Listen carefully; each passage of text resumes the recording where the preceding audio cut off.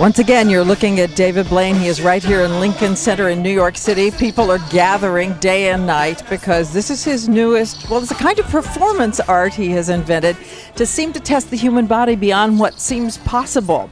He's going to spend 7 days, 7 full nights inside 2,000 gallons of water, and it is saline water, much as is the composition of the human body.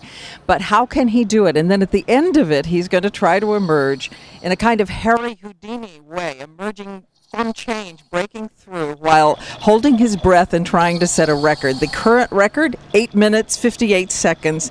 See if you could do that. Seems a lot of risk involved, but that's nothing new to David Blaine.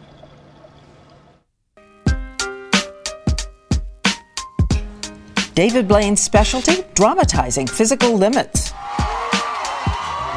and limits of will, endurance. 33-year-old Blaine has braved the stuff of nightmares, buried alive for 7 days, frozen in ice for 61 hours, perched 90 feet above for 35 hours, hanging in thin air for 44 days. What's next? How about 7 days submerged underwater, a kind of human aquarium? My system is completely empty, so that way in the sphere I don't have to use a bathroom. I have a catheter in case I have to do number 1, but I don't intend on doing anything else. Hey, listen to what I'm telling you. Pain is nothing but a cancer. Training with Navy SEALs. Swimming with stingrays, oxygen deprivation.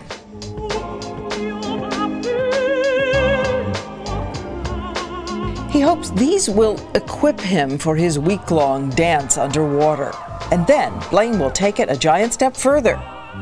He says he'll handcuff himself to a tangle of 150 pounds of chain and then remove his breathing apparatus. That goal, to break the world record, almost 9 minutes in one breath. I'll have to escape from all these chains, and if not, I will drown, and the world will see something pretty insane. And that emergence will take place, we should let everybody know, on Monday night at 8 o'clock. It will be a live special, 2-hour special on ABC, of course. And we turn now to David Blaine. Is the microphone on? Can you hear me? I can hear you perfectly. I hear you as well. How you doing 20 hours in? So far, not bad. The only difficulty that I've really been having is my hands are already mangled and my feet are pretty bad. Are you feeling tingling, freezing? Is that what it is? Yeah, it feels like pins and needles all over, but it also feels like the flesh is starting to have little perforations or rips. You know, it's starting to get a little painful, but everything else is perfect. I want to check on that because I've been collecting questions all morning from everybody up at Times Square, and one of them was exactly that. What does this do ultimately to your skin to be underwater for 7 full days and nights? By the end of the week, your skin becomes kind of like paper. I think it's very fragile and delicate. So at the end of a week, that'll be when the real challenge is faced. But the worst part, the immediate worst part, is the hands and feet by far. And the gloves take care of that? Not really, but what we've done is we've put a cream inside of the gloves, and I put my hands into it, so it's like a Vaseline or a Sorbeline. It protects them. I'm looking at the tubes here. Of course, there's air coming in, but you're also being fed through a tube, yes? A liquid diet? Yeah, they put a bag in every now and then, and I drink some Gatorade or some Pedialytes or some water and just, you know, keep flushing my system out. I obviously no solid food, so I'm empty. Your first night, did you sleep? And where did you sleep? Do you sleep standing or lying down? That's another difficult part, because if you can imagine when you're at the bottom of an 8-foot deep pool, the pressure is so hard that you feel it in your head. So when I lay down at the bottom, I have that continuous throbbing pressure in my head, so that's a little bit of a tricky part. A lot of people have asked about the training for this, and I want to point out the temperature in there is 98.6, about body temperature, yes? It's actually 96 right now. Oh, so they have to bring it up a little? No, they keep it just below body temperature, which is about what you need. About what you need. Okay, training.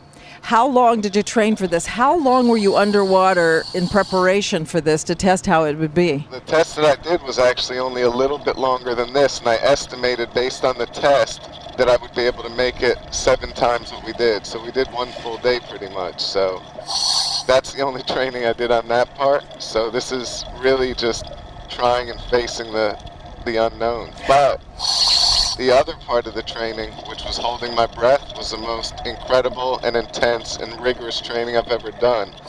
I lost 50 pounds doing it because when you're practicing every morning, I would wake up and I'd hold my breath for about 48 minutes out of the course of every hour. So I'd breathe for a minute, hold my breath for 5 minutes immediately after, and right after that breathe for a minute, then hold for 6 minutes, and I'd keep going all the way up to an hour. So that process, your CO2 levels become so high that your body has to work like a marathon to get rid of the CO2. You're going to break through some chains of materials. How long did Harry Houdini have to try to hold his breath on that tragic accident? They said he was up to about 3 minutes and 30 seconds, but he was really amazing underwater. He was pretty incredible.